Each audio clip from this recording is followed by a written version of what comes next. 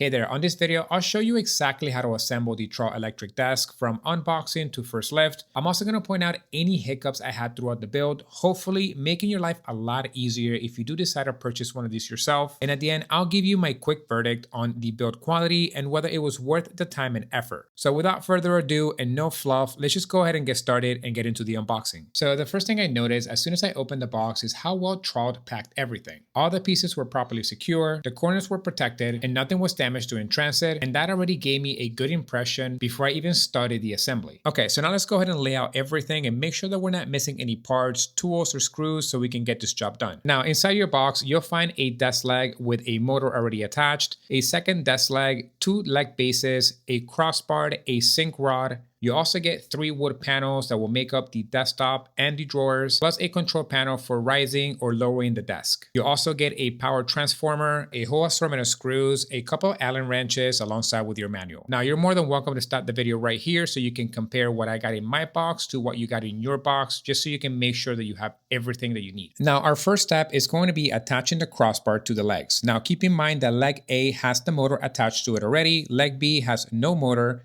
and then the crossbar is labeled under G. Now for this step, you're going to require 4 screws labeled under SA, and this step is pretty straightforward. Just go ahead and screw them together and it shouldn't take you longer than a couple of minutes. Next, we're going to attach the feet. So flip the lifting column around and make sure you place a blanket or a piece of cardboard on the floor just to avoid scratching the surface. For this step, you'll need 4 screws labeled under SE. Once you're done, you can go ahead and turn it back around. It should be a lot more stable now that the feet are attached to it. Next, we're going to attach these side brackets. Now, the side brackets are labeled under D, and you're going to need 2 screws per bracket that are labeled under SA. And this is what it should look like once you're done. Next, we're going to install the sink rod. It's best to connect the sink rod to the side without the motor first, then line it up and attach it on the motor side. Once everything is in place, go ahead and tighten the knobs.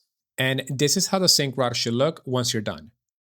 Up next are the rubber pads. These act like cushions between the wood and the metal frame, helping prevent scratches, but most importantly, keeping the wood from cracking as you're screwing it into the frame. So take your time and make sure that each pad is seated properly before you move on. Next, we're going to assemble the desktop. Start by connecting panels C1 and C2 using the wooden pins. Then secure them with the connectors labeled under L. Once that's done, you can move on to the headset hooks. Attach one on each end of the desk, and just for reference, for all these steps, you'll be using screws labeled under SE. Up next, we're attaching the frame to the desktop. You'll be using the same screws labeled under SE for this step. Now, my advice is start each screw halfway first to make sure everything lines up, and then go back and secure them once everything is in place. Up next is the controller. This step is pretty straightforward, but you'll need a screwdriver, which is not included with the desk. Once you're done installing the controllers, go ahead and add the cable ties, attach all the cables to the controller, and secure them neatly.